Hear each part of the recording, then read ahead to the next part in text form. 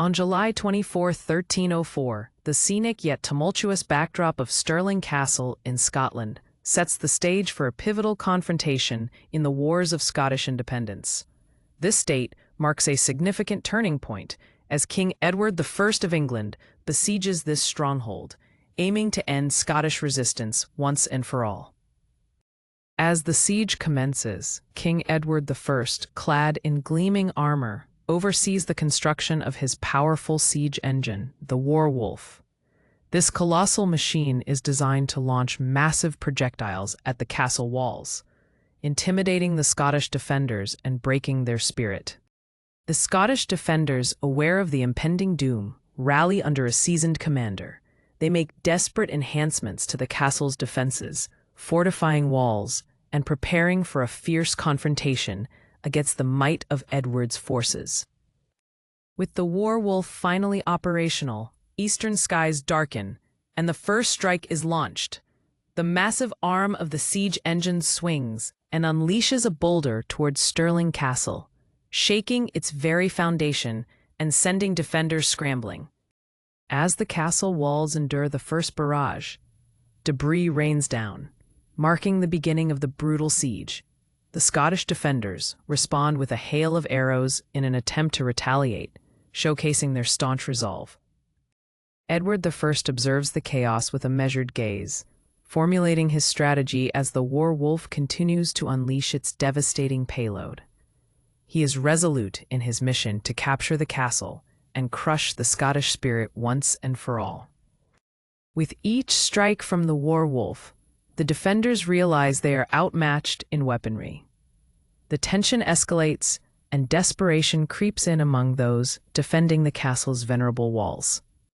The relentless onslaught from the War Wolf continues for hours, hammering the fortifications mercilessly. Amid the chaos, the Scottish defenders begin to question their odds as morale wavers. To boost morale, the Scottish commander rallies his troops, reminding them of their fight for freedom and urging them to hold the line against Edward I's advancing forces. Undeterred, King Edward I orders another barrage from the War Wolf, knowing that the psychological impact of the siege is as vital as its physical destruction. The next boulder launched from the War Wolf crashes into the castle, causing a significant breach. The defenders react with urgent cries as the walls begin to crumble, signaling a turning point in the siege. Encouraged by the success of their relentless attacks, Edward I ponders the proposed next steps in crushing Scottish resistance, his strategic mind racing with possibilities. Within Stirling Castle, the defenders muster their courage, vowing to die fighting rather than let their stronghold fall. Their leaders remind them of missed opportunities and lost comrades, deepening their resolve. The siege wears on, and a weary but defiant Scottish defender spots an opportunity to sneak outside the castle walls to gather intelligence on English positions, becoming a vital link in their defense. King Edward I, understanding the importance of morale, sends a powerful message to the defenders using a captured banner that symbolizes their past victories, aiming to sway them psychologically. As night falls, the defenders devise a plan to exploit weaknesses in the English encampment, planning a bold night raid that could turn the tide of their fortune. In preparation for the upcoming night raid, the Scottish defenders sharpen their weapons and armor, the sound of metal clanging adding a rhythm to the tense atmosphere of impending conflict. As the Scottish defenders approach readiness, King Edward I receives reports of possible movements within the castle. He resolves to tighten security around the War Wolf and prepare for a night counterattack. The Scottish defenders set their plan in motion under the cloak of darkness. Tension mounts as they stealthily navigate through the shadows towards enemy lines, hoping to seize their moment. As the Scottish raiding party approaches, Edward I issues orders to his defenses, aware of the potential threat under the cover of darkness. The night unfolds with stealth and strategy, as Scottish defenders brave the dangers, while Edward's troops remain alert, heightening the suspense of an imminent confrontation. The dawn breaks over Stirling Castle as tension hangs thick in the air, warriors on both sides steeling themselves for the upcoming clash. Edward I observes the castle from a distance, formulating strategies with his generals, a fierce determination evident in his gaze. As the first light fully illuminates the scene, Edward I orders the war wolf to fire again, its massive frame creaking ominously as it readies for another strike against the stout walls of Stirling. The defenders brace themselves as the next boulder is launched, the ground trembling as it crashes against the castle's walls, sending debris flying. In the chaos, defenders regroup, their commander bellowing encouragement, reminding them of their love for Scotland. Meanwhile, a brave soldier stealthily navigates through the shadows, determined to gather intel on the English forces for a potential counterattack. Back within the English camp, Edward I declares the importance of maintaining the siege and sends men to inspect the Warwolf's readiness for battle once more. As workers labor on the Warwolf, the enormous machine becomes an emblem of hope for King Edward's troops, instilling a newfound fire in their hearts. Under the cover of night, the Scottish defenders gather, devising a strategy for a sweeping raid on the English camp to regain the moral high ground. The Scottish commander reassures his men of their purpose, invoking memories of fallen comrades to ignite their passion for liberation.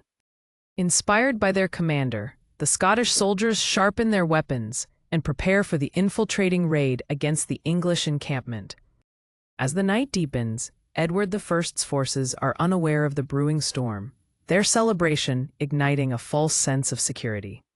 Yet, beneath this revelry lies a critical oversight. The Scottish defenders are poised to strike, planning their raid with great care and urgency. Just before the raid, the Scottish defenders share a moment of camaraderie, recognizing their bond transcends the struggle for independence. As the Scottish warriors stealthily approach the English camp, their hearts race with adrenaline, each one driven by the promise of freedom. Unbeknownst to them, a sentry guards the camp, his gaze sweeping across the dark landscapes, ever vigilant for any sign of danger approaching. The Scottish warriors, sensing the imminent threat, prepare silently, their focus shifting towards the sentry's alertness. Majestic and intimidating, the Warwolf remains at the forefront of Edward's preparations, a symbol of his intent to shatter Scottish resolve. The Scottish commander signals for the raid to commence, their first attack shattering the calm of the night. The battle begins as the Scottish warriors charge into the English camp, chaos erupting as they clash with their unsuspecting foes. In the midst of the fray, the English forces scramble to regroup, but Edward I remains resolute, rallying his commanders to push against the unexpected attack. As both sides engage in fierce combat, the echoes of swords and cries for freedom resonate through the night air, marking the fight for survival. The Scottish commander's daring raid catches the English off guard, thrusting them into confusion as defenders slice through their ranks. Desperate to maintain order, Edward I shouts commands to rally his troops amidst the unexpected chaos. Amidst the chaos, the Scottish commander pushes forward, igniting a spark of hope in his weary soldiers. As Scottish forces engage fiercely, the Warwolf responds, hurling massive boulders into the fray, shifting the tide of battle. With the battlefield thick with smoke and chaos, the Scottish fight valiantly, despite their dwindling numbers, driven by their desire for freedom.